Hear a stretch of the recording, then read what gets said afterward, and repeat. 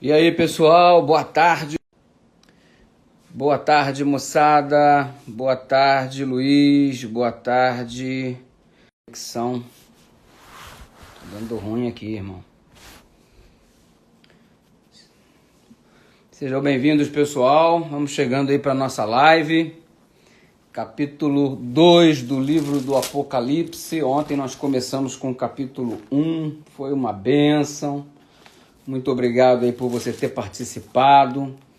Muito obrigado por você ter compartilhado. O pessoal está sendo avisado aí de que a gente está no ar agora. Entramos aí às 2 horas. Para a gente compartilhar hoje o capítulo 2 do livro do Apocalipse. Uma boa tarde para todo mundo. Um excelente domingo. Domingo abençoado para todos vocês. Um abraço aí para a galera de Campo Grande do Mato Grosso. Boa tarde, Leaurita. Boa tarde, Tamires. Boa tarde, Pamelec, Alda, Vitória, Alberto. Boa tarde aí para todo mundo. Boa tarde, Lady Biscuit. Boa tarde, Silvana. Boa tarde, galerinha. Tamo junto aí. Filadélfia, Bahia. Boa tarde, Carol. Boa tarde, Raniele. Luciene, Alberto, boa tarde. Doinha, Petrolina, Pernambuco na área. O pessoal tá chegando aí, é domingão, né? Hoje foi dia de almoçar, aquele almoço especial, com a família. Tem muita gente aí que tá se entregando ao cochilo da tarde. Vamos dar uma olhada aí, galera de Tamira chegando. Tamira, Bahia, boa tarde, ótimo domingo, Dai Souza. Galera do Rio de Janeiro, Campos McDonald's, Bela Valda, Caetité, Bahia, Zenilda, Várzea da Roça, Flavinha, da Bahia, cidade de Tiradentes, nunca perde. Legal, Anderson, obrigado. Itinga, Maranhão, abraço aí, galera da UNB, Frank tá na área, grande abraço aí. Gardner, galera de Alagoinhas presente também. Galera de Brasília aí, ó, o ROG BS. E o pessoal tá chegando, pessoal com problema de conexão. Galera de Campina, Bodocó. A conexão não tá legal. Toda hora tá dando ruim, eu tô aqui no quarto. E não fez pra gente ficar numa situação melhor. Ok? A conexão tá muito ruim. Só um minutinho. Vou mudar de lugar aqui que a conexão tá péssima. Tá dando pausa pela baixa qualidade de conexão. Então, deixa eu conversar com vocês daqui que fica mais próximo ao modem. Para não ter problema. Deixa eu expulsar os seres humanos que estão aqui. Tô tão feliz. Você tem que ver a cara de felicidade da minha filha porque tá sendo expulsa da sala. Super feliz. Aqui a conexão tá melhor, ok? Vou começar agora, Estevão, capítulo 2. Vamos fazer a oração para a gente começar, tá bom? Acho que quem tinha que chegar já chegou. Vamos dar continuidade aí. Capítulo 2 do Apocalipse. Vamos orar? Muito obrigado, Deus querido, pela oportunidade de recapitular a sua palavra. Dessa vez o capítulo 2 do livro do Apocalipse. Nos ilumine para compreendermos melhor a sua palavra. Em nome de Jesus, amém. Bom, ontem nós vimos aí todo o aspecto introdutório do livro do Apocalipse e começamos também a análise do capítulo 1. Muita gente anotou, muita gente marcou a Bíblia, muita gente enviou foto para mim no meu direct, mostrando aí, na verdade postou no Stories me marcando, a Bíblia toda marcadinha, rascunhada, sublinhada, as anotações, os stickets assim com as anotações, aqueles stickets coloridos e tal. Cada um tem o seu jeito de estudar, tem uns que rabiscam a Bíblia, tem outros que não gostam, tem outros que sublinham, tem outros que colocam destaca-texto, vai fazendo as anotações de rodapé, tem outros que estão anotando no caderninho. Seja lá o que for, que bom, eu espero que você desenvolva o seu método de estudo, eu também tenho o meu método de estudo, e a gente vai então produzindo um crescimento para a gente, conhecimento da palavra. Ontem a gente falou bastante durante a live, tivemos que emendar uma segunda, hoje eu vou tentar terminar tudo para fazer um bloco só, não temos que voltar novamente. Ontem a gente entrou numa correria tão grande aqui que a gente passou alguns detalhezinhos que em algum momento ao longo do estudo do livro do Apocalipse nós estaremos voltando, tá bom? Então vamos começar, Bíblia na mão, abre a Bíblia aí, Apocalipse capítulo 2, nós vamos começar a primeira grande sequência de 7 do livro do Apocalipse. Existem grandes sequências de 7 igrejas, 7 selos, 7 trombetas, 7 pragas, ok? Essas são as sequências de 7 mais destacadas no livro do Apocalipse. E hoje nós vamos começar a primeira grande sequência de 7. Por isso que a leitura começa a partir do capítulo 2, do verso 1 ao verso 7, vem a primeira igreja, que é a igreja de Éfeso, tá certo? Só que antes de começarmos a leitura da igreja de Éfeso, eu preciso fazer algumas considerações introdutórias para vocês acerca dessas 7 igrejas. Quais considerações, pastor? Deixa eu desativar aqui, os comentários. Desativei os comentários para ficar mais fácil, ninguém perder a concentração com aquilo que está passando aqui. Daqui a pouco eu ativo os comentários para a gente voltar aí a mandar abraço e nos confraternizarmos, tá certo? Então, o que eu preciso apresentar para vocês como aspecto introdutório para vocês compreenderem bem a mensagem das 7 igrejas? Primeira coisa é que Jesus ele aparece na cena do Apocalipse de uma forma espetacular. A gente viu a descrição do capítulo 1, do verso 12 ao 20. O modo espetacular, Jesus numa descrição de ser glorificado, uma descrição assim bem exagerada, porque João teve dificuldade de achar na linguagem humana palavras adequadas para descrever a glória de Deus.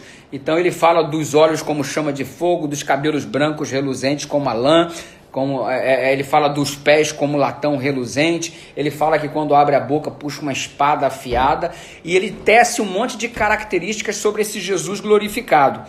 Na introdução de cada carta a cada uma das 7 igrejas, sempre começa com Jesus se apresentando com uma das características descritas no capítulo 1, ok? Por exemplo, aqui em Éfeso você vai ver, essas coisas diz aqueles que conservam na mão direita as 7 estrelas e que anda no meio dos 7 candeeiros de ouro. Então, isso aqui foi uma das descrições apresentadas por João no capítulo 1, no verso 12 a 20. Jesus tendo 7 estrelas na mão, andando por meio dos 7 candeeiros. A gente já percebeu na própria leitura do capítulo 1, se você fez o seu dever de casa, você percebeu que esses 7 candeeiros são as 7 igrejas. E as 7 estrelas são os mensageiros, anjos dessa igreja. E a palavra anjo vem do grego angelos, que significa mensageiro. Todo aquele que se coloca nas mãos de Deus funciona como um mensageiro, ou seja, uma espécie de anjo do Senhor, ok? Então, se você é um pregador do evangelho, se você é um mensageiro do evangelho, você funciona na característica do trabalho desenvolvido por um anjo, que é um mensageiro. Os 7 candeeiros, as 7 igrejas. As 7 estrelas, os 7 anjos das 7 igrejas. Os mensageiros para estas igrejas. E a característica de Jesus, descrita aqui no capítulo 1, no verso 12, é o cartão de visita dele, na introdução de cada uma das 7 cartas. Beleza? Não vou me demorar muito nisso, você já pegou isso daí, você é esperto pra caramba. Agora, na continuidade, você percebe aqui o desdobramento desses exemplos. Eu já te dei o exemplo de Éfeso, o exemplo de Esmirna, no versículo 8, diz assim, ao anjo da igreja em Esmirna escreve, essas coisas diz o primeiro e o último, que teve morto e voltou a viver. Uma característica do capítulo 1 também, apresentada e descrita acerca de Jesus Cristo. Quando você vem aqui na carta Pérgamo, no versículo 12, ao anjo da igreja em Pérgamo escreve, verso 12, essas coisas diz aquele que tem a espada afiada de 2 gumes, que é uma característica de Jesus descrita no capítulo 1. Aí você vai um pouco mais adiante em Tiatira, o verso 18 diz assim, ao anjo da igreja em Tiatira escreve, essas coisas diz o Filho de Deus, que tem os olhos como chama de fogo e os pés semelhantes ao bronze polido. Ou seja, uma característica, de novo, de Jesus Cristo contida no capítulo 1. Ou seja, a introdução de cada carta é um atributo de Jesus que João utilizou no capítulo 1 para apresentá-lo como o Rei da Glória, como Jesus glorificado.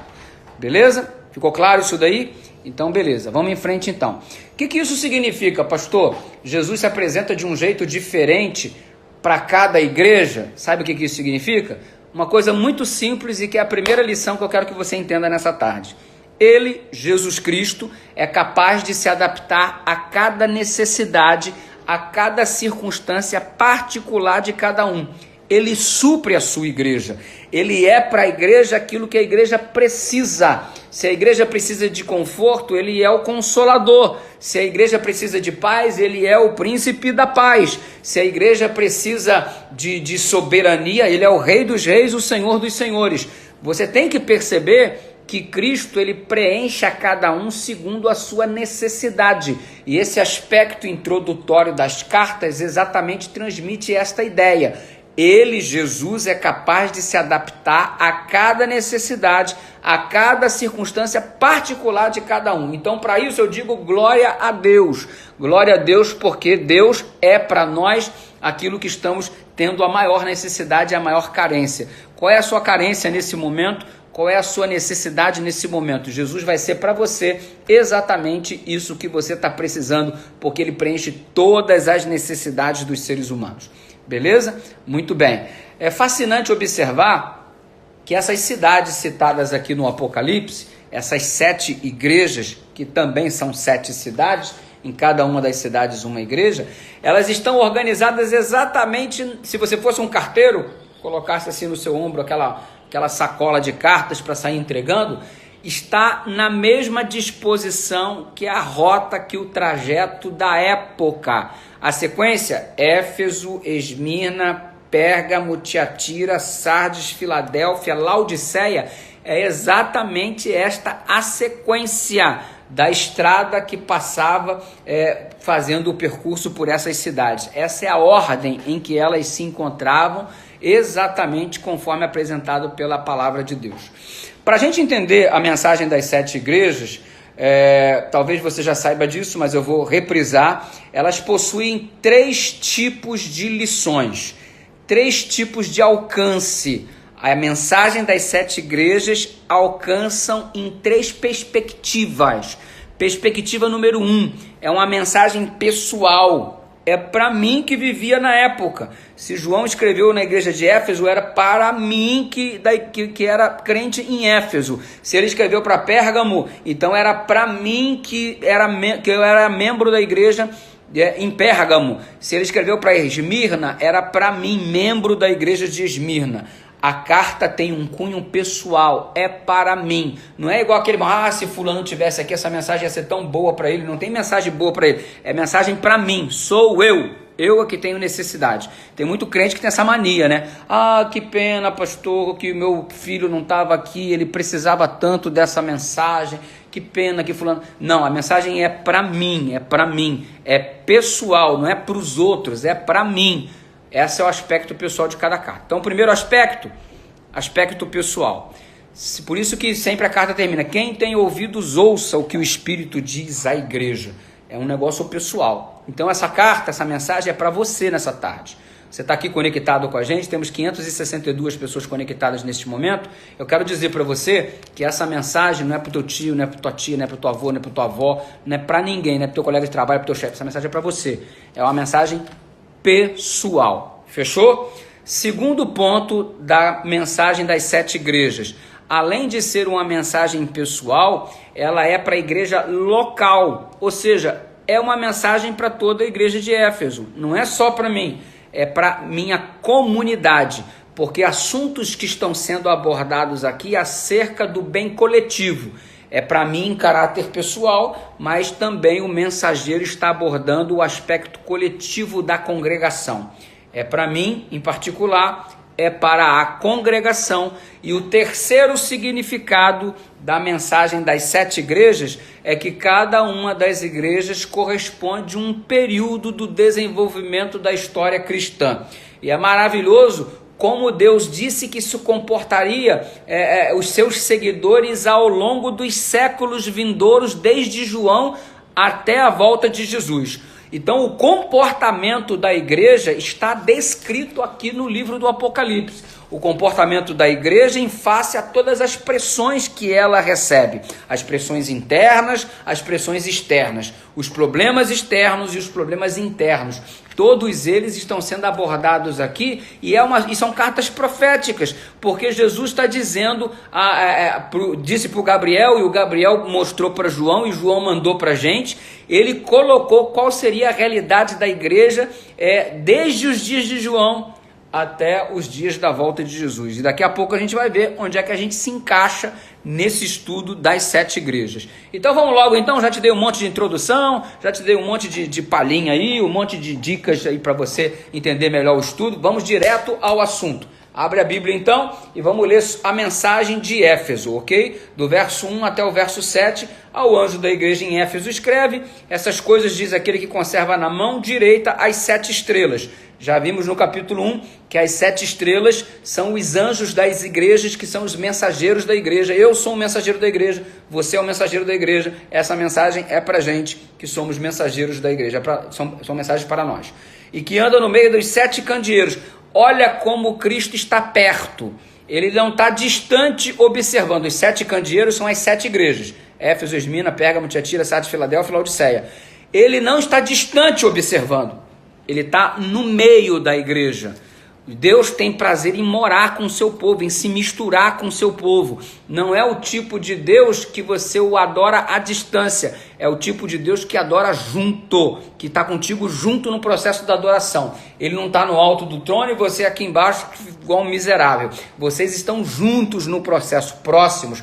Tão próximo que o crente tem a capacidade de dizer: não sou eu mais quem vivo, mas Cristo vive em mim. Então percebe? É o Deus junto, é o Deus próximo, é o Deus que vê a lágrima que escorre, é o Deus que nota os fios de cabelo existentes na cabeça que estão caindo, é o Deus que percebe sua insônia, é o Deus que percebe suas mágoas, é o Deus que sabe do seu passado que te atormenta, é o Deus que sabe dos seus sonhos para o futuro, é o Deus do perto, é o Deus que está perto, é o Deus pessoal. Ele anda no meio da igreja, ele anda. Então fica esperto nesse sentido.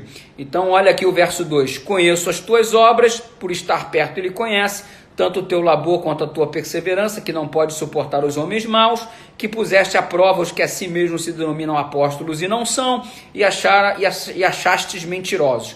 Tens perseverança, suportastes prova por causa do meu nome, não te deixarei esmurecer. Tenho, porém, contra ti que abandonaste o teu primeiro amor. Lembra-te, pois, de onde caíste, arrepende-te, volte à prática das primeiras obras, senão venho a ti, moverei do teu lugar o teu candeeiro, caso não te arrependas.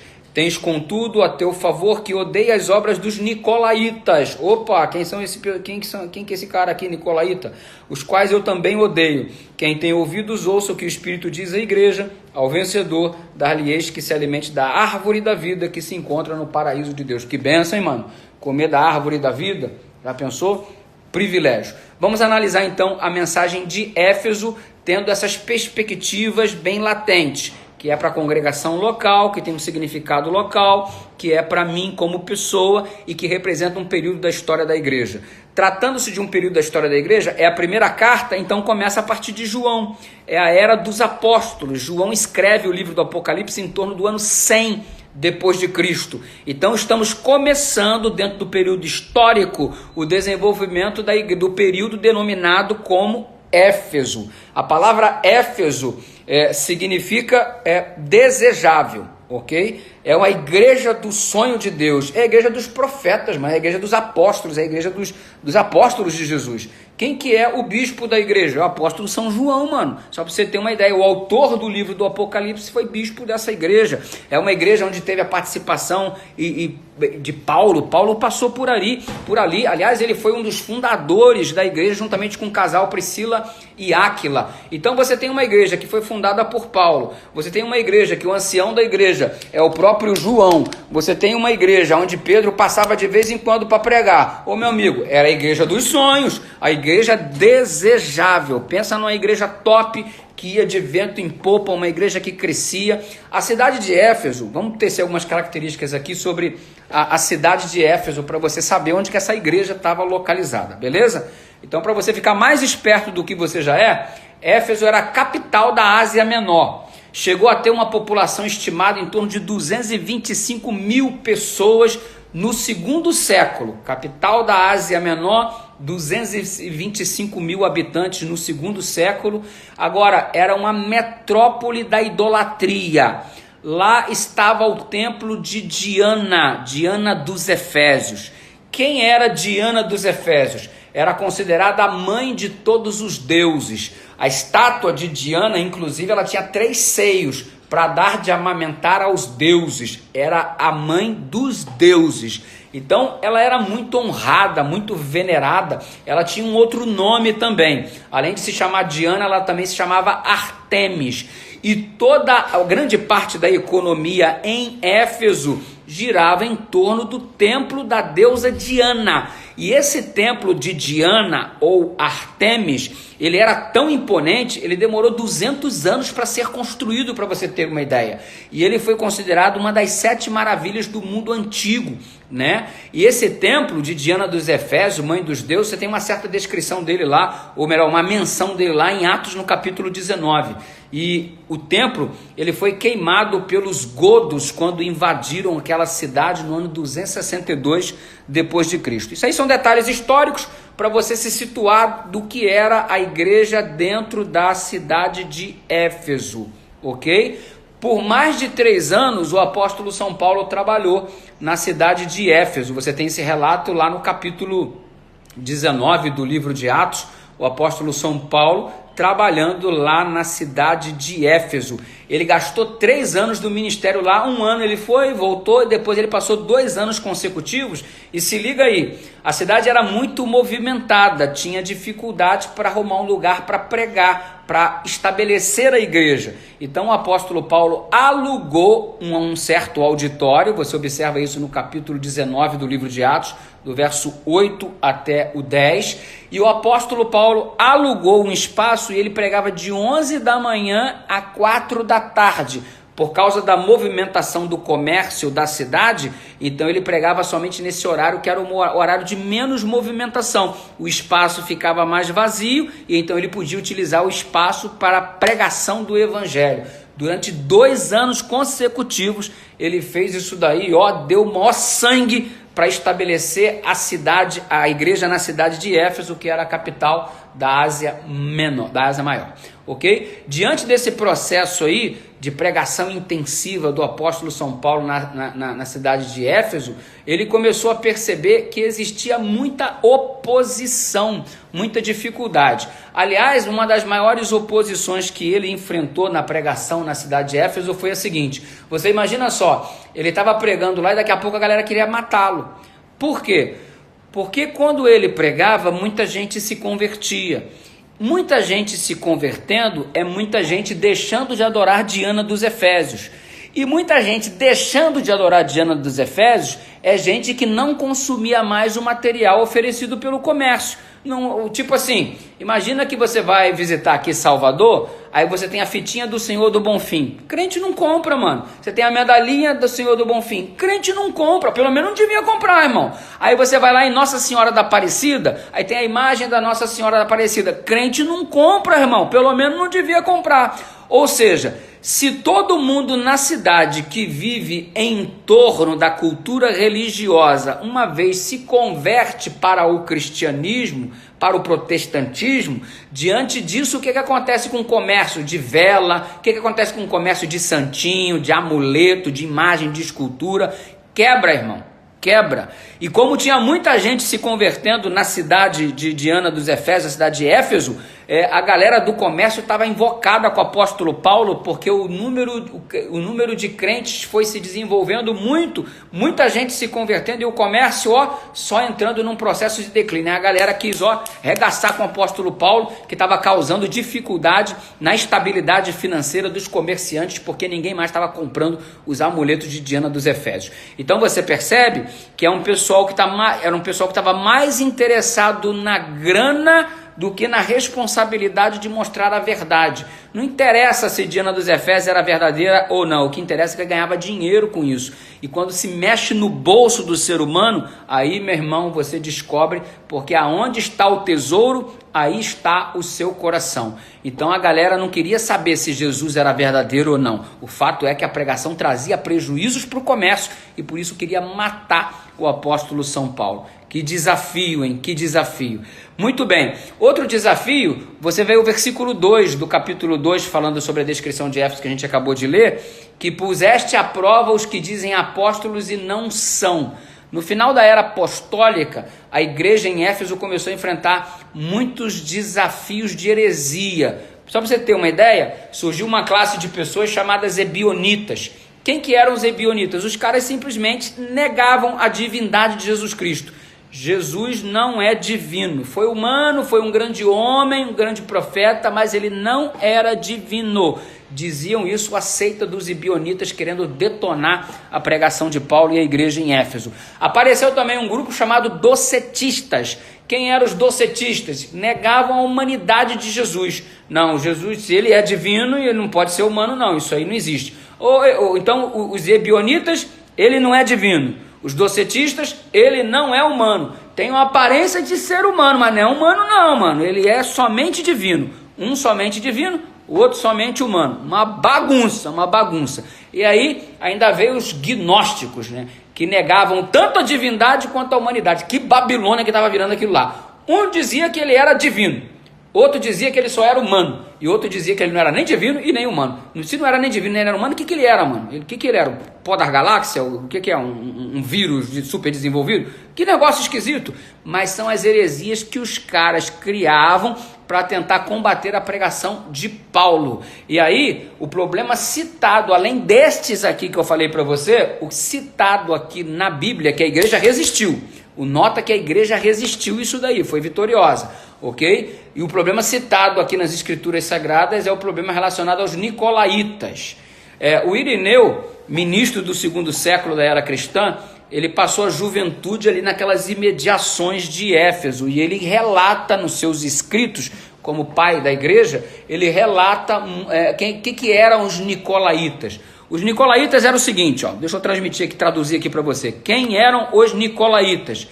Cristãos que não considerava como importante a questão da promiscuidade. Não, eu posso servir a Cristo e ter 2, 3 mulheres, eu posso seguir a Cristo e fazer sexo antes do casamento, eu posso seguir a Cristo e promiscuidade não é problema, porque eles haviam recebido a influência grega de separar corpo e alma. E eles trabalhavam igual os gregos, tipo assim, o que eu faço com a minha carne não tem nada a ver com o meu espírito, com a minha alma, tá ligado? Era uma bagunça a consciência grega a respeito disso, a dicotomia, né? A separação. A carne pode fazer a desgraça que for, que não tem nada a ver com o seu relacionamento com Deus. Eles faziam essa separação maldita e eram os nicolaítas que faziam isso.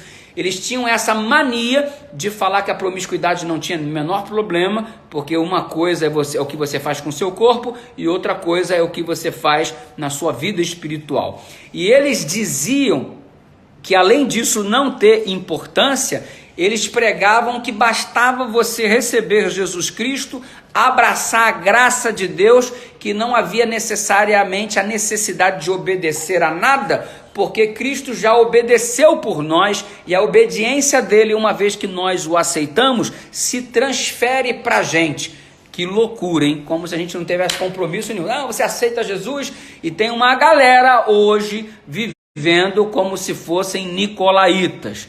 Como é que essa galera, eu aceito Jesus, ele levanta a mão, Jesus, tu é lindo, tu é maravilhoso, eu te amo, Jesus, I love Jesus, Jesus é 10 e chora no culto, ai Jesus, eu te amo demais, Jesus, isso é tudo pra mim, isso é tudo pra mim, e aquela coisa, aí sai dali, continua com a vida toda torta, dando cheque sem fundo na praça, devendo a Deus, o mundo não paga ninguém, continua mentindo para todo mundo, contando mentira à torta e à direita, continua afundado na pornografia, na prostituição, e ama Jesus, mano. E se perguntar, não, Jesus é tudo para mim, Jesus é tudo para mim. Então é como se fosse o nicolaíta. É um cara que tá dizendo com a boca uma coisa e na atividade do dia a dia pratica completamente uma vida incoerente. E ele está dizendo que está salvo, que está perdoado e tal, porque a graça de Deus está sendo considerada como barata. Não existe graça sem compromisso, gente.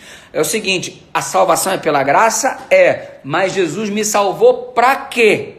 Para quê? Para continuar vivendo no lixo que eu vivia? Para continuar comendo estrume do jeito que eu comia? Para continuar vivendo com os porcos do jeito que eu vivia, conforme a parábola do filho pródigo?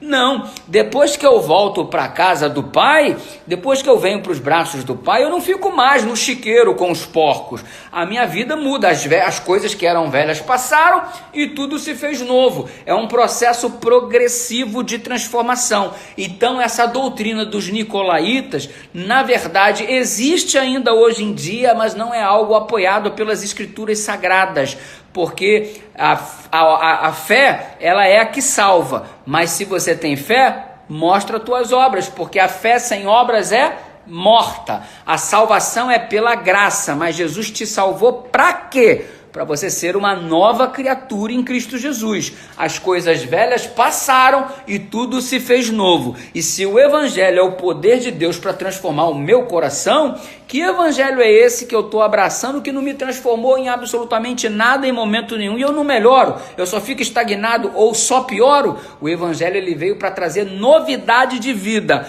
Qual é a novidade que você está apresentando? Se você não está apresentando novidade, prostre-se em joelhos na presença de Deus e clame por uma transformação para que esse poder do evangelho seja sentido na sua vida. Aliás, a palavra evangelho, que significa boas novas, é dita acerca dele em Romanos capítulo 1, que o evangelho é o poder de Deus, ou seja, a palavra é dinamite, dinamis, explode a nossa vida, nos quebra para construir tudo de novo. A doutrina dos nicolaítas não pode ter espaço na sua vida. Se você aceitou a salvação, então vamos viver como salvos pelo poder de Deus. É um processo crescente, progressivo, lento, ninguém muda do dia para a noite, tá certo? Cada um com as suas lutas pessoais e particulares, mas que existe o processo de crescimento, existe sim. O que não dá para ficar é estagnado. E Jesus está batendo firme aí em cima da igreja de Éfeso, que está com essa palhaçada aí das obras dos nicolaítas. Ficou então alguma dúvida aí sobre a igreja de Éfeso? Tem algumas perguntas aqui que estão surgindo, ok? A igreja papapá, porque a igreja não faz uma live beneficente, parará. Éfeso é a capital da Ásia Menor ou maior? Beleza, boa pergunta aqui. Eu falei, né? Éfeso, fiz a descrição aqui da cidade de Éfeso, da Ásia Menor. Desculpa aí se eu causei alguma confusão, ok? O Gabriel está dizendo que quer muito conhecer o Apocalipse, beleza? Estou gostando muito da live. Deus abençoe, vai ser todo dia. Então já tem algumas perguntas surgindo aqui, nas interrogaçõezinhas, e eu vou respondendo se estiver dentro do assunto. Ok? Se alguém me faz alguma pergunta, acabei de falar sobre a cidade de Éfeso, aí você me faz uma pergunta sobre Éfeso, igual a irmã perguntou, é da capital da Ásia, maior ou menor? Eu coloquei menor aqui, em algum momento eu falei maior, fiz confusão, mas me desculpa, já está corrigido aqui, tá bom? Vamos para a próxima igreja. Éfeso correspondeu do ano 100, ok? Até o ano 300, Éfeso correspondeu aqui do ano 100, anota aí para você ficar esperto. É a igreja do início, ok? Do ano 31 ao ano 100, beleza? Que foi a igreja dos apóstolos, a primeira igreja, do ano 31 ao ano 100, a primeira igreja, beleza? Agora vamos para a igreja de Esmirna. Essa vai abranger o período a partir do ano 100, do ano 100 ao ano 313. A primeira igreja do ano 31 ao ano 100 e a segunda igreja do ano 100 ao ano 313. Essa segunda igreja, o nome dela é Esmirna, ok? Ela, na ocasião, era concorrente comercial da cidade de Éfeso. Posteriormente, ela ficou maior que Éfeso, sobrepujou o poder comercial de Éfeso. Atualmente, essa cidade ela é conhecida como cidade de Izmir, uma cidade lá na Turquia, a terceira maior cidade da Turquia. Ela tornou-se, a cidade de Esmirna, o centro de adoração a César. A cidade pediu autorização ao imperador Tibério para construir um templo em honra à sua divindade. Isso aconteceu no ano 26 depois de Cristo. Então, no ano 26 depois de Cristo, Tibério, ainda vivo, teve um templo construído para a adoração dele na cidade de Esmirna. Depois, construíram um segundo templo ao imperador na Ásia, ou seja, Tibério teve 2 templos que adoravam ele como Deus. Olha só que coisa louca, né? A cidade já adorava Roma como um poder espiritual desde o ano 195 a.C. Então, Roma já era um poder espiritual adorado pela cidade. E agora passaram a tratar o imperador como sendo Deus desde esse templo construído do ano 26 depois de Cristo, tá certo? A igreja, lá a igreja cristã, ela tornou-se muito forte, e ela se tornou tão forte, eu vou te explicar por que a igreja se tornou tão forte, que posteriormente, em 1922, não muito longe, em 1922, quando os gregos foram expulsos e aí os turcos tomaram conta, essa comunidade cristã desapareceu por completo e até hoje pelos turcos ela é chamada de cidade infiel. Por que cidade infiel? Porque durante muito tempo o cristianismo predominou, mas o cristianismo foi arrancado dali em 1922, ok? Com o domínio aí dos turcos aí, consequentemente os muçulmanos tomando conta, tá certo? O nome Esmirna vem derivado de uma árvore árabe, de onde se origina a mirra. A mirra foi um dos presentes que os reis magos deram para Jesus Cristo. A mirra é uma goma, né? Essa árvore produz uma goma que era usada para embalsamar os mortos, que também era utilizada para fazer unguentos e pomadas medicinais, também era usada para queimar o incenso com cheiro de mirra. Para que o cheiro da mirra, o perfume da mirra pudesse ser percebido, ela precisava ser esmagada para exalar o seu perfume. E esta época, do ano 100 depois de Cristo até o ano 313, foi uma época em que os cristãos foram esmagados. Se existe uma coisa que identifica com essa época de Esmirna, é que assim como esmagavam a mirra para obter o perfume, esmagaram os cristãos também, geral sendo morto, sendo condenado numa verdadeira chacina com os servos de Deus. Mas é o seguinte, o perfume é alguma coisa que se exala no ar, ok? E Paulo, dentro dessa concepção, a gente tem um texto de Paulo que diz que nós somos o bom perfume de Cristo. Quanto mais cristãos eram assassinados, o bom perfume do testemunho se exalava, e quanto mais gente morria, mais gente se convertia. Porque o raciocínio era o seguinte, cara, por que esse cara é capaz de morrer pela fé? O que tem esse Jesus que esse cara está dando a vida por ele? Não é possível. E a fidelidade dos homens que não recuavam ao serviço de Deus, mesmo em face à morte, inspirava os outros que até então eram incrédulos para tentar descobrir quem era esse Jesus, se apaixonavam por esse Jesus e ficavam dispostos também, através de uma conversão genuína, de dar a vida por Jesus, como os mártires estavam fazendo. Diferente hoje daquele crente que começa a ser pressionado no trabalho porque vai ser mandado embora se não vier no sábado, e o cara começa a regar. Aí é muito comum vir um outro adventista depois para pedir autorização para o professor liberar da aula da sexta-feira. O professor, não vou liberar não. Por quê? Não, porque tem outros adventistas aqui que assistem. Aí é a maior queimação de filme, mano. Tipo assim, tu é adventista, tu não pode assistir aula na sexta-feira. Aí tem outros adventistas que se dizem adventistas, aí assistem a aula na sexta-feira para queimar o teu filme. Então você tem dificuldade de ter a liberação do sábado, porque o outro adventista não quis abrir mão, tá lá assistindo com medo de ficar reprovado. No trabalho é a mesma coisa. Ô patrão, eu vim aqui te pedir para você, por favor, me ajudar aí, que eu sou adventista do sétimo dia, eu não trabalho no sábado. Não mas eu tenho adventista do sétimo dia aqui que trabalha no sábado. Queimação de filme. Ou seja, se tu faz isso, mano, não diga que tu é adventista não, pelo amor de Deus, porque tu não é de fato. Porque se você não está aguardando o sábado, que raio de adventista que tu é, pelo amor de Deus, mano? É melhor dizer que não é, do que ficar queimando o filme dos outros que vem depois pedir uma liberação que você não quis porque ficou com medinho de ser reprovado, ficou com medinho de ficar sem emprego. Então não rola. O que acontece? No tempo de Esmirna, a galera não abria mão por nada, mano, por nada. Mesmo diante da morte, o cara falava assim. Por isso que Jesus disse na carta a Esmirna: ser fiel até a morte e dar-te-ei a coroa da vida. Pressão, meu irmão. Aí olha aqui, ó. Verso 8 diz assim, o anjo da igreja de Esmirna escreve: essas coisas diz o primeiro e o último que esteve morto e tornou a viver. Ou seja, é Jesus Cristo que está falando. Verso 9, conheço a tua tribulação, a tua pobreza, mas és rico de fato. E a blasfêmia dos que a si mesmos se declaram judeus e não são, sendo antes da sinagoga de Satanás. Não temas as coisas que vai sofrer, ou seja, você vai sofrer, período de sofrimento, do ano 100 ao 313. A galera sofreu muito antes também, mas nesse período aqui, meu irmão, eis que o diabo está para lançar em prisão alguns de vós, para ser dispostos à prova. Tereis tribulações de 10 dias, ser fiel até a morte, dar-te-ei a coroa da vida. Quem tem ouvidos, ouça o que o Espírito diz as igrejas.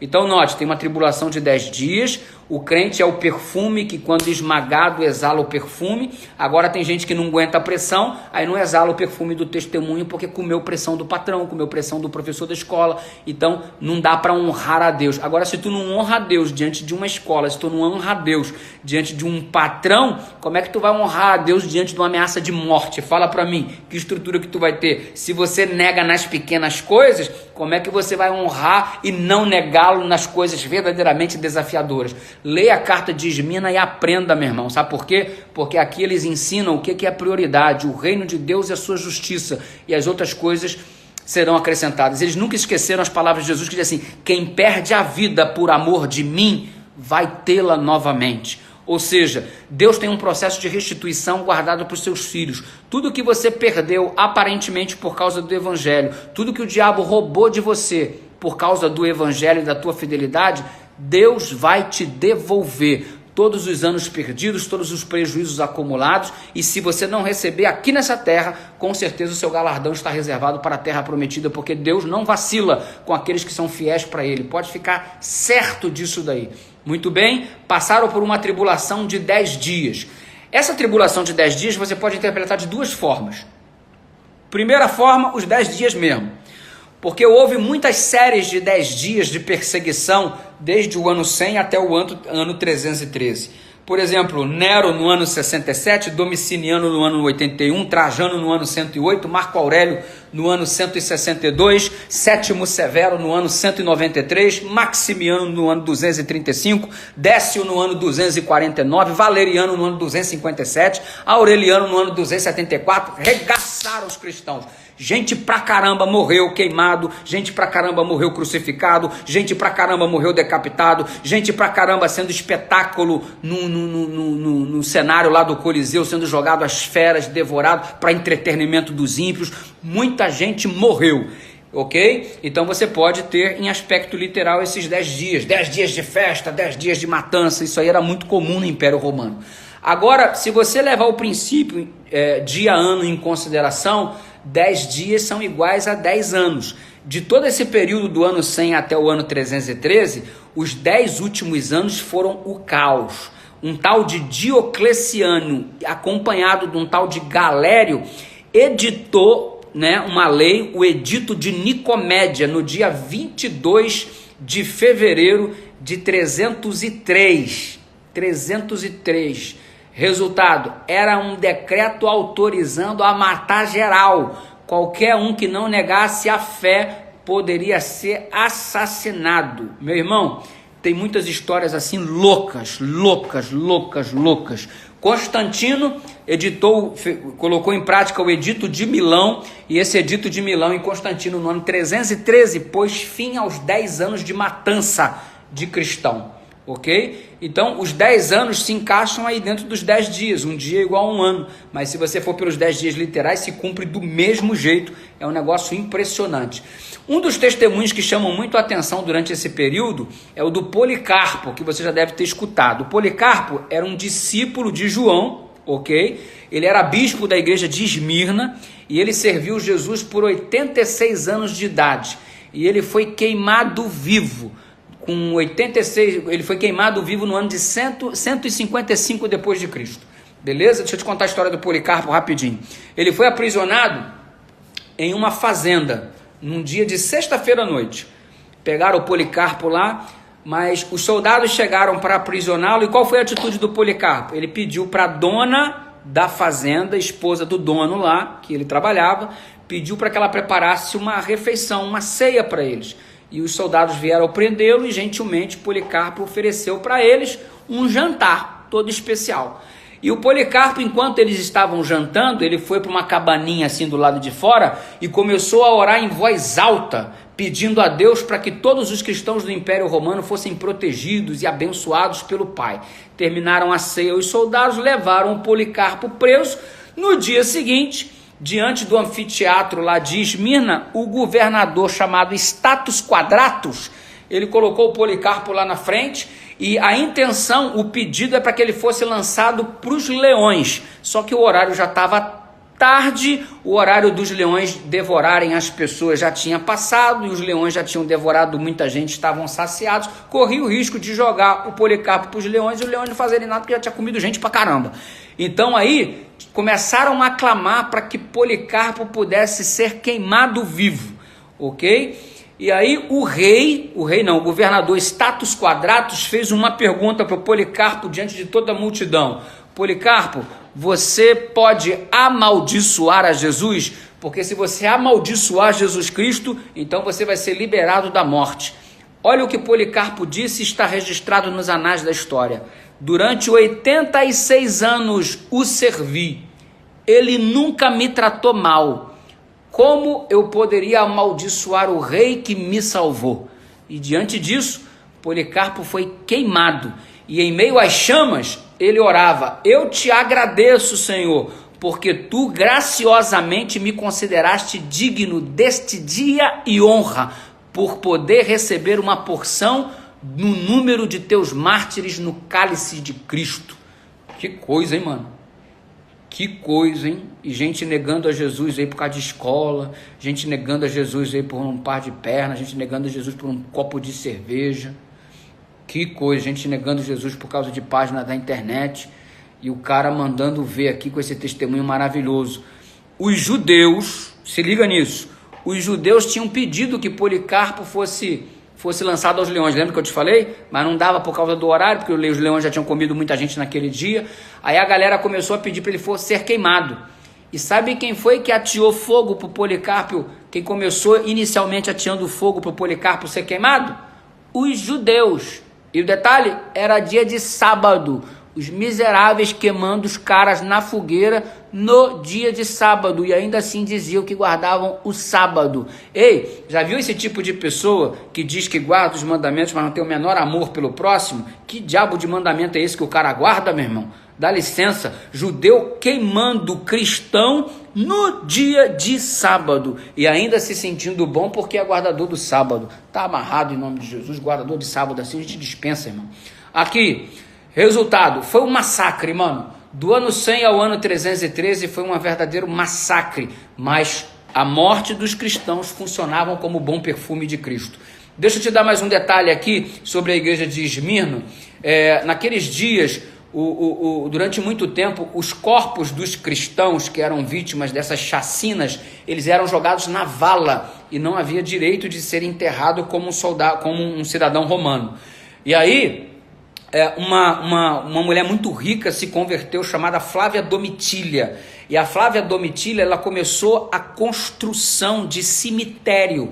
E cemitério é lugar dos que dormem, etimologicamente falando, a palavra cemitério, lugar dos que dormem.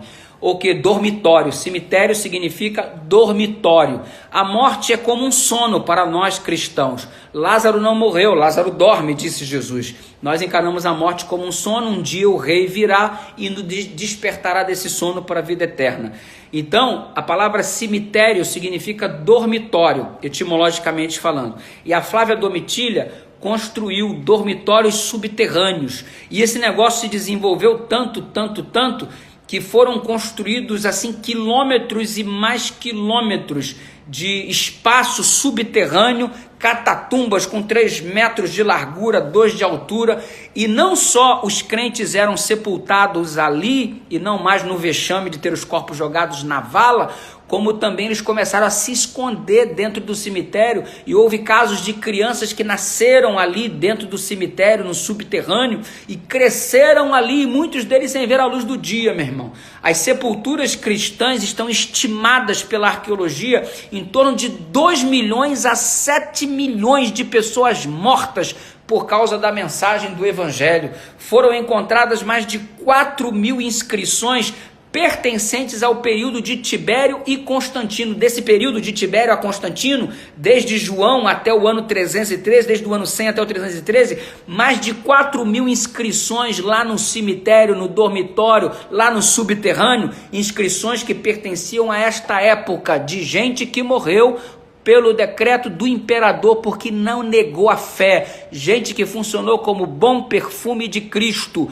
haja o que houver, como Sadraque, Mesaque e Abdenego, que não voltaram diante da fornalha, como Daniel, que não arredou o pé diante da cova dos leões. Meu irmão, é isso aí, isso se chama convicção, isso se chama fé. Você está disposto a morrer pelo seu Deus, ou você está disposto a quê? Qual é o teu nível de compromisso com o Pai?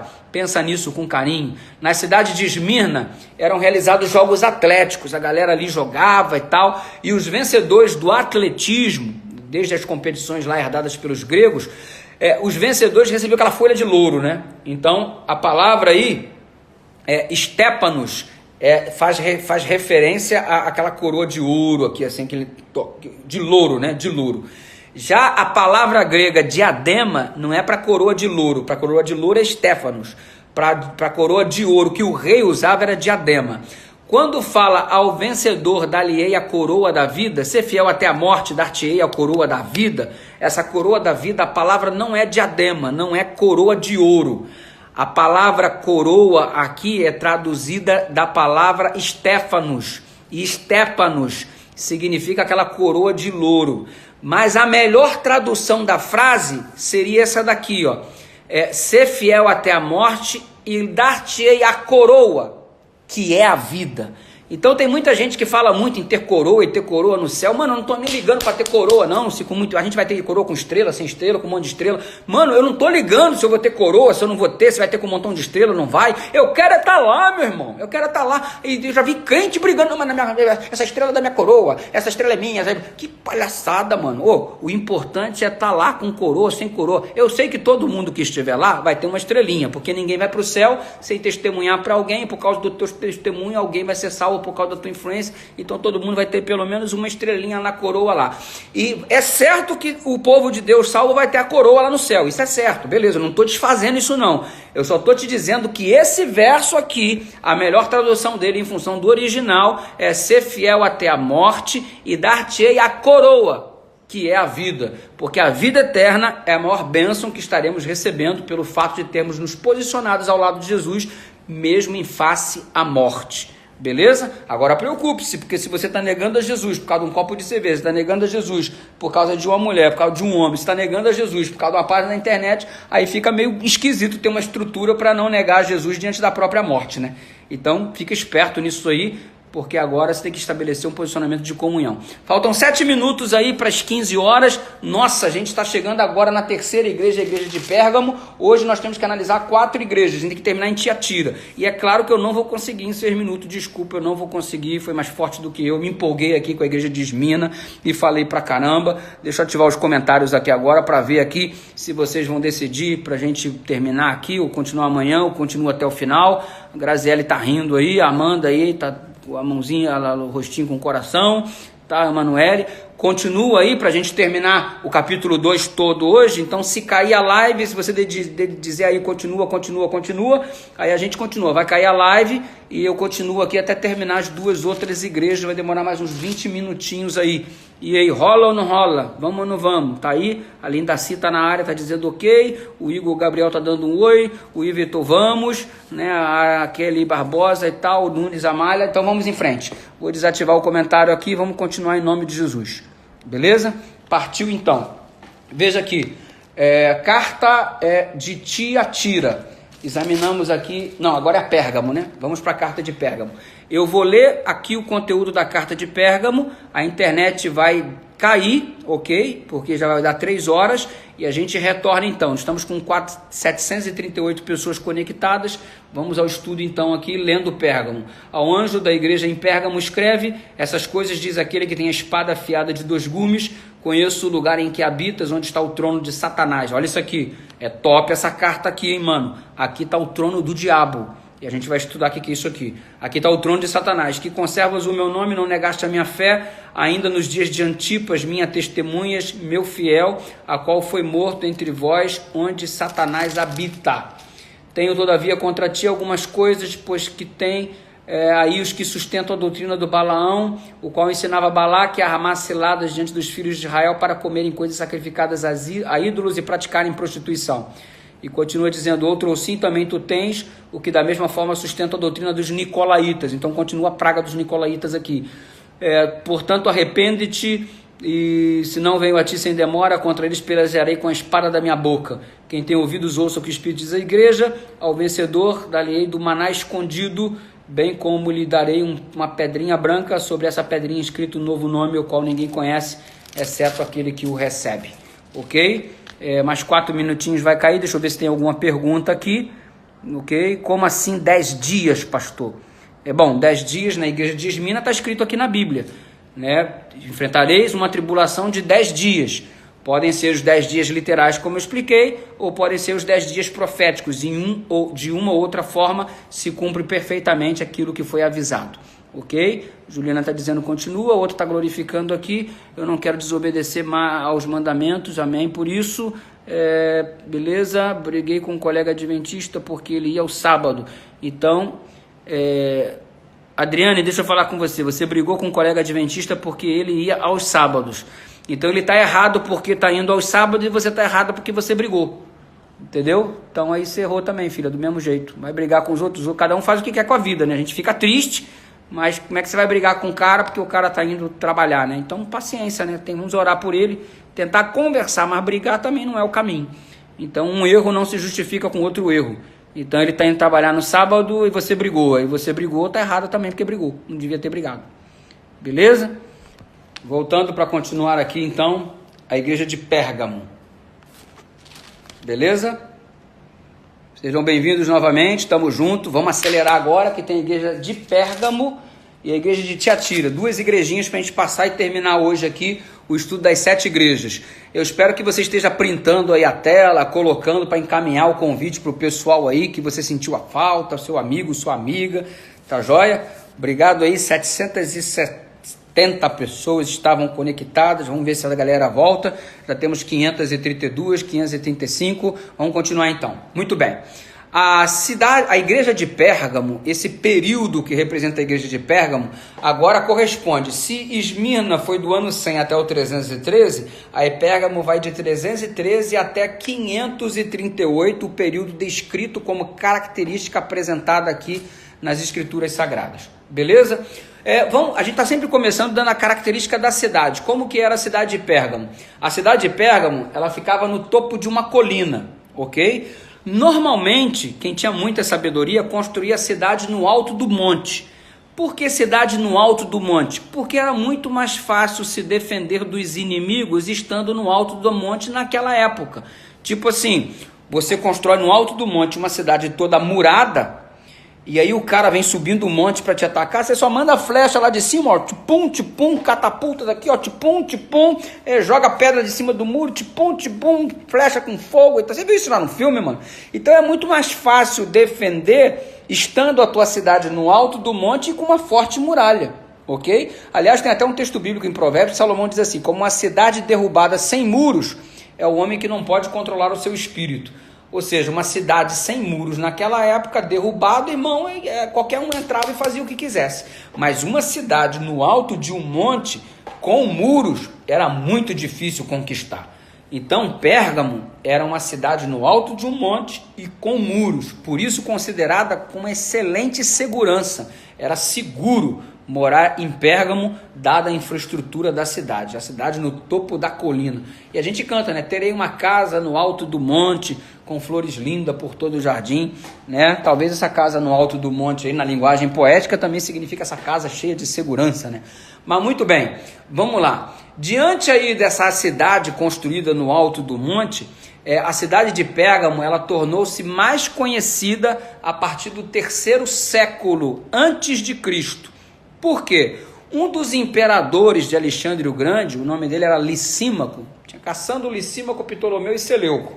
O Licímaco tomou Pérgamo como sua residência e ele depositou lá o seu rico tesouro por acreditar que, por ser essa cidade numa fortaleza no alto do monte, era o melhor lugar para ele estar com a sua riqueza. 900 mil talentos de ouro esse cara tinha lá. Eu nem fiz o cálculo de quanto é um talento de ouro para você, e o cara tinha 9 mil, melhor dizer, 900 mil não, 9 mil talento de ouro. Você quer que eu faça o cálculo aqui para você rapidinho? Vou fazer nesse momento, olha aqui, ó.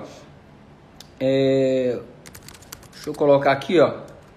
900 talentos, só para ver a riqueza do Licímaco.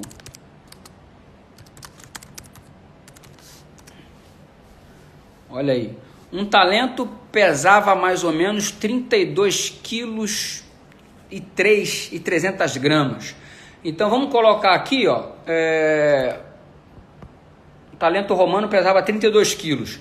Então deixa eu colocar aqui na calculadora, 32 vezes... Agora você imagina 90 mil vezes 32. Que doideira. 90 mil vezes 32. Então um talento tinha 32 quilos. O cara tinha 9 mil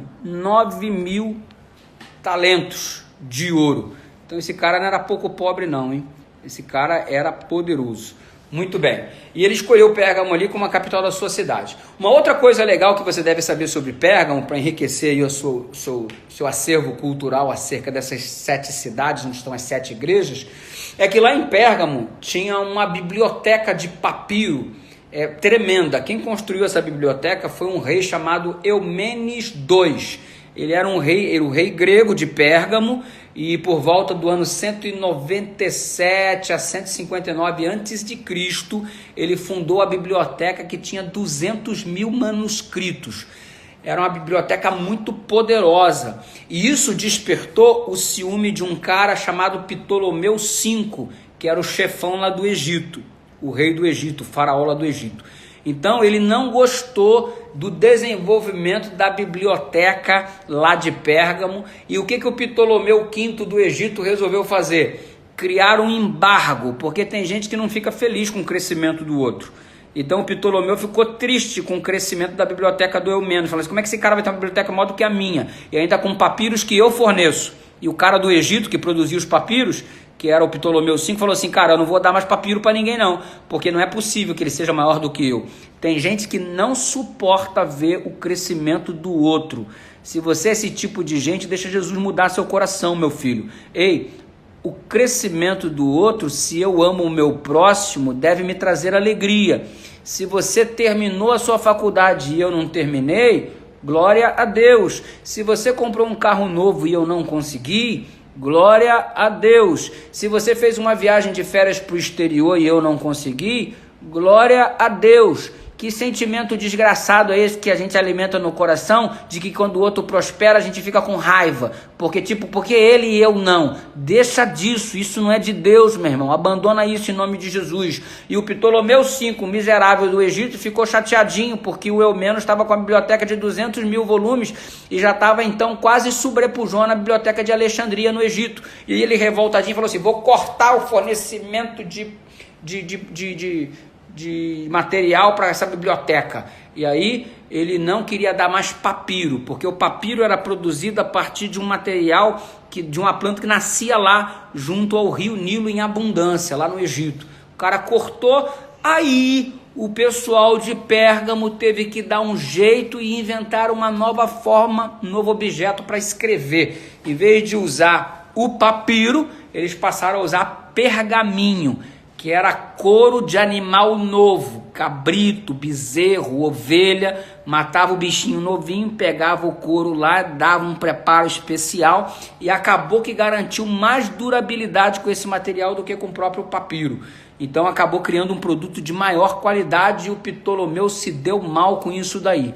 Mas o que aconteceu? O tempo foi passando e aí o Marco Aurélio assumiu o comando lá de Pérgamo lá, ficou sob domínio do Marco Aurélio, agora então imperador romano. Ele se apaixonou pela tal da Cleópatra lá do Egito, e ele pegou simplesmente a biblioteca e deu de presente lá para Cleópatra. E aí, tempo mais tarde, quando os árabes invadiram o Egito, arregaçaram com toda a biblioteca, foi consumida e o negócio não existe, não tem nem lembrança, ficou só pó e cinza, acabou com a miséria da biblioteca. Que triste, ok? Mas muito bem, Pérgamo é conhecido como uma cidade que tem muitos templos.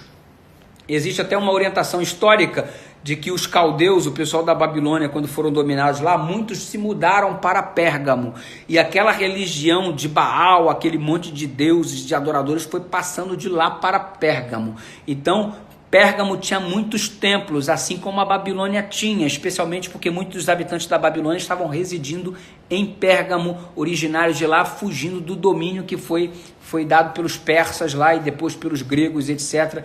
E esse pessoal, muitos deles vieram morar em Pérgamo. Então a cultura politeísta continuou sendo influenciada pelos caldeus e depois sendo influenciada pelos próprios gregos que dominaram aqui essa região. E tinham muitos templos, um imenso altar erigido para Zeus. O Eumenes II, o fundador da cidade, construiu esse altar poderoso para Zeus, para comemorar a vitória sobre os gauleses. Esse altar está no Museu de Pérgamo, em Berlim. Eu estive na Alemanha, eu visitei o Museu de Pérgamo, eu tive a alegria de ver esse altar de Zeus, que foi colocado lá pelo Eumenos, lá na cidade de Pérgamo. E ali tinha o templo, tinha o altar de Dionísio, tinha o templo de homenagem a Baco. Todos os altares lá, era a cidade de muitos templos. O templo de Zeus, o templo de Dionísio, o deus boi, o templo de Baco, o deus do vinho, o templo de Vênus, a deusa do amor, o templo de Atenas, o templo do santuário de Demétrio, onde um altar foi encontrado, escrito ao Deus desconhecido, que o apóstolo Paulo pregou e falou ao Deus desconhecido, esse o Deus desconhecido, e apresentou o Deus desconhecido como se fosse o nosso Deus, como sendo o nosso Deus que era desconhecido para eles e passou a ser conhecido através da pregação de Paulo. Lá também tinha o templo de Esculápio, o Deus da medicina, o Deus da cura da medicina, e ele era adorado, e o formato desse Deus era em formato de serpente. Até hoje uma serpentezinha é o símbolo da medicina, e o símbolo da farmacêutico também. Você não vê aquela taçazinha com a serpente enrolada, tal? Aquilo ali veio desde a época de Esculápio, porque Esculápio era o Deus da medicina adorado lá em Pérgamo. Por que que Pérgamo, a Bíblia diz que está o trono do Satanás? Porque lá estão centralizada a adoração a todos esses deuses, era tipo um centro de adoração. Lá em Éfeso tinha de Diana, mas aqui em Pérgamo tinha de todo mundo, irmão.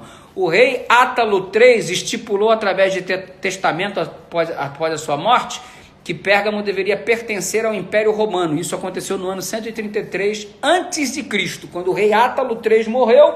Então o Império Romano dominou tudo isso daí, razão pela qual estou falando para você do templo de Zeus, do templo de todas essas divindades romanas aí, ok? No 29 a.C., Pérgamo ficou conhecido como a primeira cidade a instituir o primeiro culto ao imperador vivo, que era para Augusto, e depois construiu outro para Trajano e outro para Severo. Eu falei para você que tinha um templo construído em outro lugar, em a outra igreja que eu citei, que foi a igreja de Éfeso. Construíram lá um templo também, só que o templo que foi construído lá foi depois de Cristo. Este primeiro templo aqui foi antes de Cristo, no ano 29 a.C. Primeiro templo para adorar um ser humano, e um ser humano vivo, como Deus, que era o imperador Augusto. Depois um outro para o imperador Trajano, depois um outro para o imperador Severo. Pérgamo então se tornou a capital mundial da adoração do deus Sol, né? Os reis de Pérgamo eram todos reis sacerdotes, e isso daí foi o que passou depois para o estado posterior mundial, porque lá em Pérgamo o rei também era o sacerdote. Depois isso aí se passou para Roma, porque o imperador virou divindade. Depois, quando Roma se transformou em papal, então também houve essa concepção. O Papa passou a ser o líder e também passou a ser o sacerdote. O sacerdote e o chefe político eram a mesma pessoa. E lá no Império Romano pagão, o imperador também era o sacerdote, porque ele era o próprio Deus. E isso começou tudo em Pérgamo. Por isso que a Bíblia diz que aqui estava o trono do Satanás, porque aqui estava essa mania de idolatria, uma herança herdada da Babilônia, implantada aqui, um culto de adoração ao imperador, a um ser humano, templos construídos enquanto eles ainda estavam vivos. Tudo se originou daqui, do Pérgamo, por isso que está aqui instalado o trono do Satanás. Entendeu isso daí? Atualmente Pérgamo é uma pequenina cidade conhecida como Bérgama, com cerca de 124 mil habitantes. O trono do Satanás está lá por causa de todas essas coisas que eu já te falei. Os Baalamitas, os Nicolaitas, a doutrina de Balaão, ok? Por que a doutrina de Balaão? Porque o Balaão era o cara que queria se vender para poder fazer o que precisava ser feito. O que ele estava fazendo não importava se era certo ou era errado, ele apenas se vendia. Então era uma concessão constantes em função de favorecimento pessoal. Uma religião que faz concessões. Isso aqui é certo, mas se não fizer também não tem problema. Então não rola, isso é coisa do trono do Satanás. Nós estamos falando da cidade de Pérgamo, o quartel-general do capeta estava instalado lá e de lá se espalhou para todas as nações, para todas as civilizações. Sangue de Jesus tem poder. Que não se instale o trono do Satanás na tua casa, que não se instale o trono do Satanás na tua igreja, que não haja concessões na religião abrindo mão de princípio para favorecimento pessoal, que não haja verdade sacrificada no altar da paz, ou você vendendo os teus princípios a despeito do seu bem-estar. Isso é trono do Satanás. Que se instale na sua casa, na sua vida, na sua igreja, sempre o trono do Senhor Jesus. Ele ocupe o primeiro lugar, ele ocupe o trono da sua vida, e que não haja altar do Satanás dentro da sua casa, em nome do Senhor. Se você crê nisso, diga amém. Obrigado por esse monte de coraçãozinho que está soltando aí, tudo de quanto é coisa linda, vai explodindo o coração. É um negócio muito lindo, e feita a tela, top pra caramba. Fechou? Aqui Pérgamo, vamos para a última igreja aqui do capítulo 2, encerrando assim o capítulo 2 do livro do Apocalipse. Obrigado pela sua paciência. 674 pessoas conectadas, 75 agora. Vamos em frente, 77 está subindo. Vamos lá, 75 caiu e está oscilando, mas vamos em frente. Tiatira diz assim: se Pérgamo foi até 538, e por que 538? Porque 538 foi um marco, né? Foi o início dos 1260 anos, foi o início do período denominado como um tempo, 2 tempos e metade de um tempo, foi o início da supremacia papal em abundância, que foi de 538 até 1798. Em 538, a última tribo que se opunha ao sistema papal com essa fusão política e religião junto, essa última tribo que eram os ostrogodos, eles foram destruídos. Por isso 538 é o marco. Então Pérgamo se estende desde 313, desde Constantino. Constantino fundiu o Estado com a igreja. Eu não falei de Constantino, ele se converteu, se declarou cristão no ano 323 da nossa era. No ano 313 ele encerrou a perseguição, foi simpatizante com cristão, porque a maior parte do exército já era formado de cristãos, a população era intensamente cristã, quanto mais matava gente, mais cristão surgia, e esse cara raciocinou assim, cara, a maioria é cristão, então para me ter esse pessoal do meu lado, o que eu vou dizer? Eu vou ser cristão também. É tipo assim, suponhamos que a população inteira seja adventista, né? Eu vou dar um exemplo aqui bem tosco, tá? Bem tosco. Estou falando nada não, é só exemplo. Suponhamos que 95% da população brasileira fossem adventistas do sétimo dia. Vamos botar adventista não, que adventista a gente é meio problemático. Vou colocar o exemplo dos batistas. Suponhamos que 95% da população brasileira seja batista. Chegou a hora de nomear um presidente. Vamos colocar quem? Um macumbeiro? 95% da população é batista, irmão. Então, é coerente que o presidente seja o quê? Batista, o cara, 95% da população. O que o Constantino fez? Cara, é o seguinte, ó, a maior parte da população é cristã, então eu vou fazer o seguinte, eu vou dizer que sou cristão para ganhar um favorecimento. E ele ainda juntou com uma visão que ele teve aí, que ele disse que teve, apareceu no céu lá o sinal de uma cruz, ok? E ele teve essa visão do surgimento de uma cruz, imperador Constantino. E o que ele fez, o Constantino? Ele colocou uma cruz no escudo de cada soldado do Império Romano. Ele a partir de então se disse cristão, e ele estabeleceu, Constantino, o sinal da cruz. Ele colocou uma estátua dele lá na cidade com uma cruz, e todo mundo que passava por objeto de lei era obrigado a fazer isso aqui, ó, o sinal da cruz. Então essa coisa do sinal da cruz foi impregnada e criada pelo Constantino a partir desta visão, e ele se declarou cristão.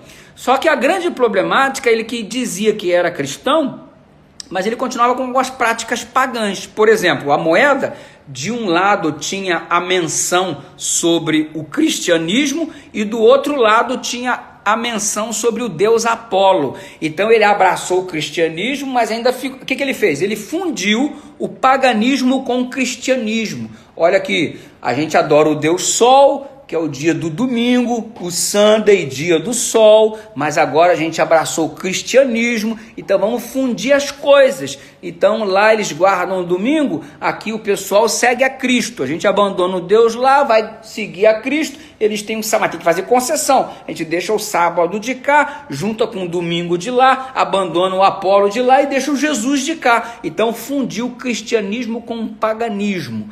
E essa fusão de Estado com igreja começa a partir de Constantino.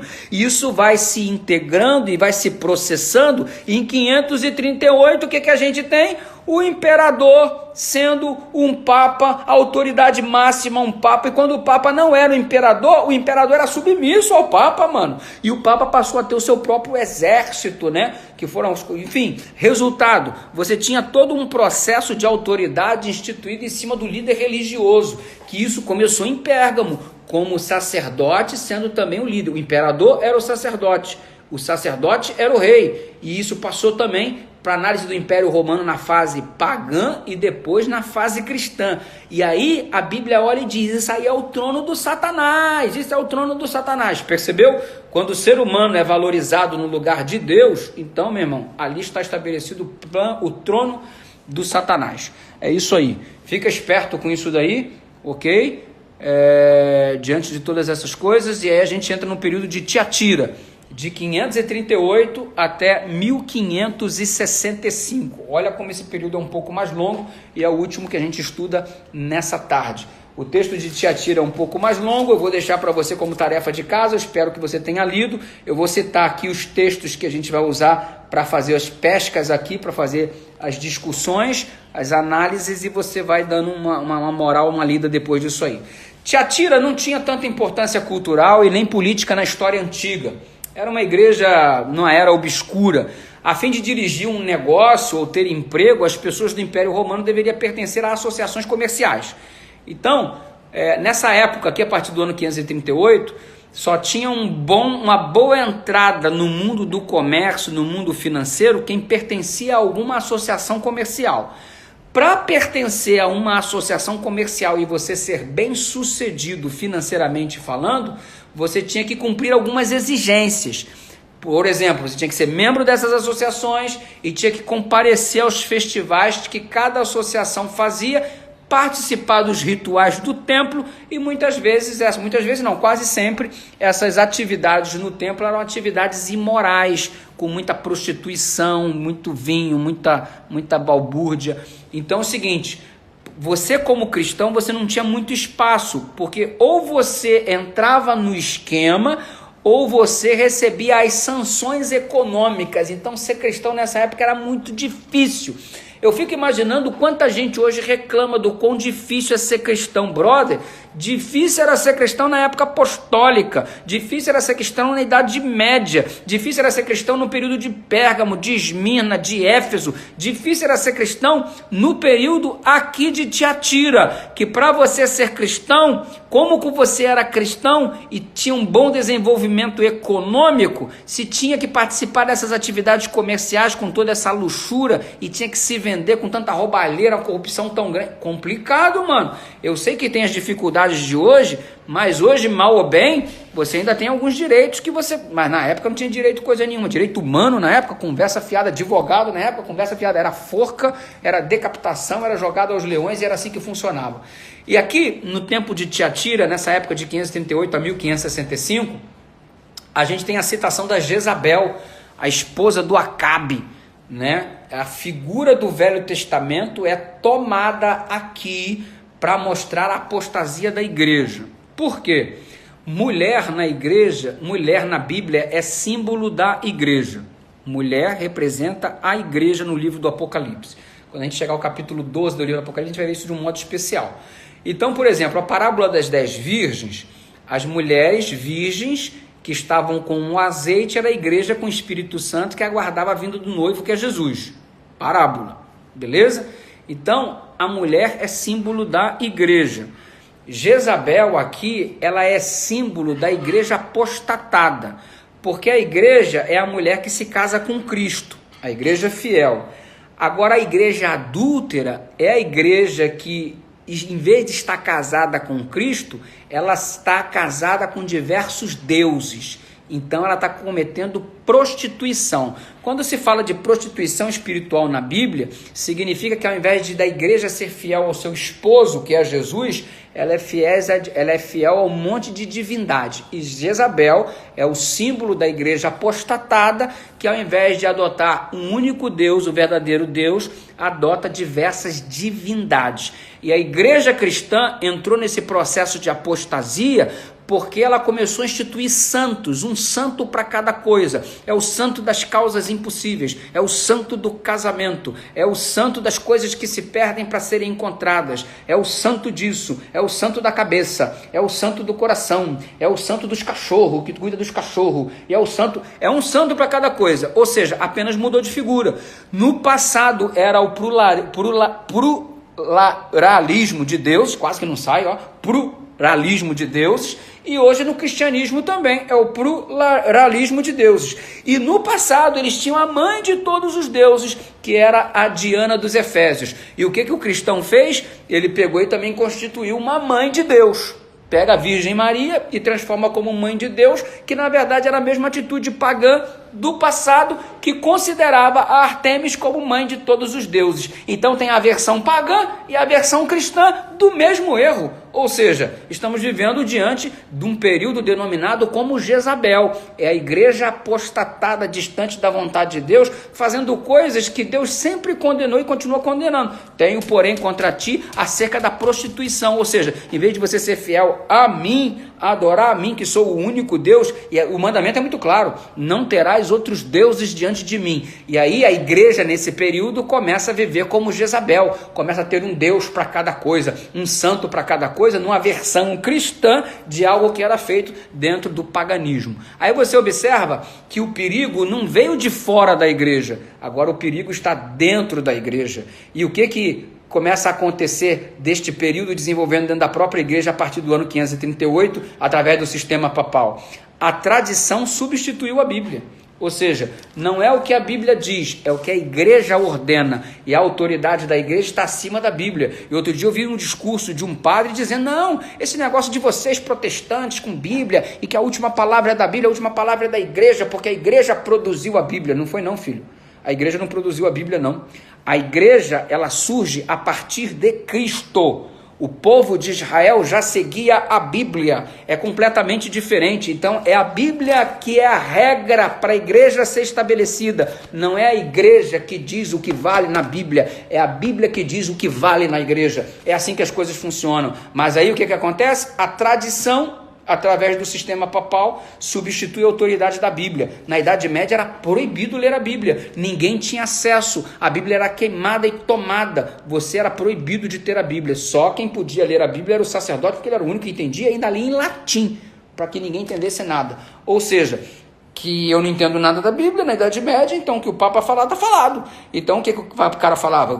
Para você ter perdão dos pecados, você tem que vir aqui a mim, que eu que perdoo os seus pecados, aí você só paga uma indulgência. Eu sou o mediador entre você e Deus, mas isso é um trabalho de Cristo. A obra da expiação do pecado, através de pagamento, através de penitência, você tem que pagar, fazer tantas obras para obter perdão, jogando o poder e a eficácia do sangue de Jesus na lata do lixo, a adoração de imagem de escultura que foi herdado do Império Grego, porque os gregos introduziram nos seus cultos as imagens que passou para os romanos, que por sua vez vieram até nós. Aliás, os caldeus já praticavam isso lá na Babilônia, e aí quando o Império Romano se torna cristão desde Constantino, isso daí também invade a igreja com a fusão da igreja e Estado. Resultado, a concepção de imortalidade da alma, que era a mesma concepção pagã, pregada por Satanás lá no Jardim do Éden, que Deus disse: a alma que pecar não morrerá. O diabo disse: certamente não morrerás. Aí isso é introduzido também com o conceito do inferno, com o conceito do purgatório e do céu. O cara morre e vai para o purgatório, ou vai para o inferno, ou vai para o céu. E Jesus disse: não, a alma morre, não vai para lugar nenhum.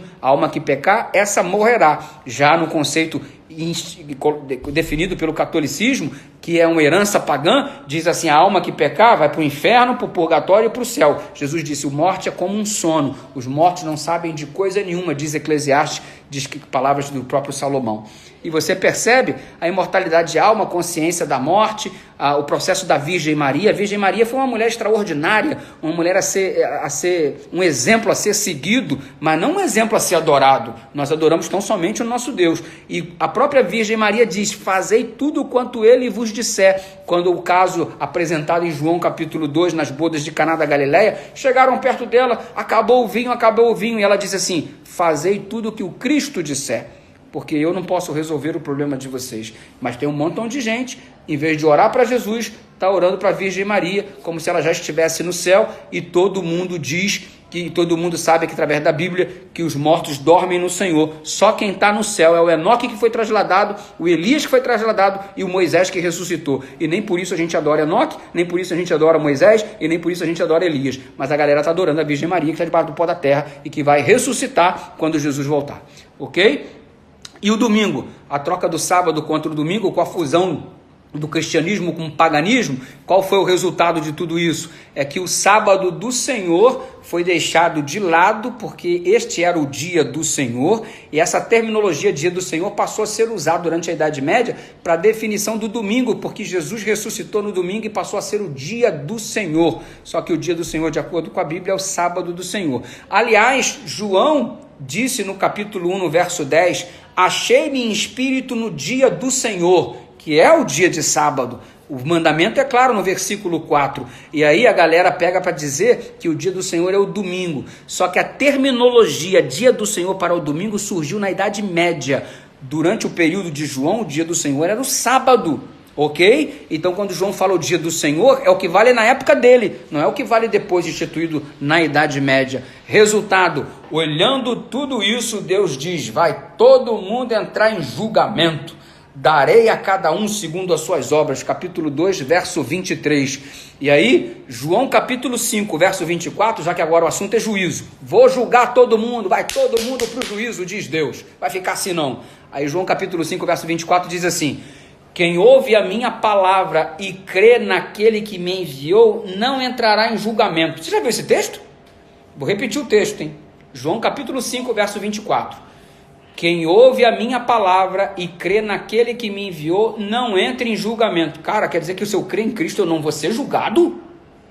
Que esquisito! Como é que eu não vou entrar em julgamento? Porque 2 Coríntios capítulo 5, verso 10 diz assim: todos comparecerão diante do tribunal. Epa! João diz que ninguém entra em julgamento. Paulo está dizendo que todo mundo vai ser julgado. Que bagunça é essa? Aí você tem no capítulo 2, no verso 23, dizendo que todas as igrejas saberão que eu sou o Senhor que sonda mentes e os corações, e eu darei a cada um segundo as suas obras. Ou seja, Apocalipse 2, 23 está dizendo que todo mundo vai ser julgado conforme as suas obras. 2 Coríntios capítulo 5, verso 10, Paulo diz que todo mundo vai comparecer diante do tribunal. Então o que aconteceu com João no capítulo 5, verso 24? Porque o mesmo João disse que quem crê em Jesus não entra em julgamento, e agora no Apocalipse ele diz que todo mundo vai ser julgado. Uma contradição? Não. Então vamos só explicar isso daqui, porque o texto original foi mal traduzido. A tradução que entra em acordo com toda a Bíblia, ao invés de dizer que não entrará em julgamento, a tradução mais adequada de João 5,24 é: todo aquele que crê em Cristo não entrará em condenação, não entrará em julgamento. Julgado todos nós seremos, mas quem crê em Cristo não entrará em condenação, porque a justiça do Senhor é atribuída à nossa vida, e as nossas iniquidades é atribuída a Ele. Com a justiça dele em mim, não há condenação para mim. Por isso que a palavra declara por intermédio de Paulo: nenhuma condenação há para os que estão em Cristo Jesus. O que você está fazendo ainda que não entregou sua vida para Jesus? Entrega o teu caminho ao Senhor, confia nele e o mais ele fará. Quem não aceitou a imposição romana morreu, mas a palavra ficou: ser fiel até a morte, dar-te-ei a coroa da vida. O trono do Satanás está sendo espalhado aí até hoje, mas que ele não seja um trono a ser instalado na sua vida, na sua igreja e nem na sua casa. Que você sirva, tema e esteja disposto a morrer, se preciso for, pelo Senhor Jesus. quem não aceitou a fé foi perseguido até a morte. E aí foi um elogio dirigido aqui, ó, a igreja protestante, porque você observa que esse período se estende até 1517. 1517 é o período que desencadeia assim o ápice da reforma protestante com Martinho Lutero. Lá na igreja de Wittenberg, na Alemanha, também tive a alegria de visitar essa igreja. Lá na porta ele pregou, lá em 1517, as 95 teses de justificação pela fé. E aí era o clímax da reforma protestante. E o elogio que é apresentado à igreja de Tiatira é porque nem todos se encurvaram diante da pressão de Jezabel, e houve esse pessoal aqui que permaneceu firme e que muito bem representa nesse momento a reforma protestante que surge, contrapondo-se a tudo isso que o Império Romano está colocando em sua fase pagã, do Papa como mediador, das obras como expiação dos pecados, dessas peregrinações e indulgências, das imagens e relíquias sendo adorados, da imortalidade da alma da Virgem Maria. O protestantismo vem com a reforma e diz: não aceitamos. E surge o protestantismo através de Martinho Lutero, e aí vem o elogio final da igreja de Tiatira, que está fazendo, na verdade, uma menção a este período para os protestantes que se posicionam. Querido, ainda hoje há uma necessidade de continuar se posicionando diante do trono do Satanás que anda se espalhando por aí. Esteja posicionado ao lado de Cristo. Você é testemunha, você é embaixador do céu, e Deus conta contigo para que você seja o sal da terra e a luz do mundo.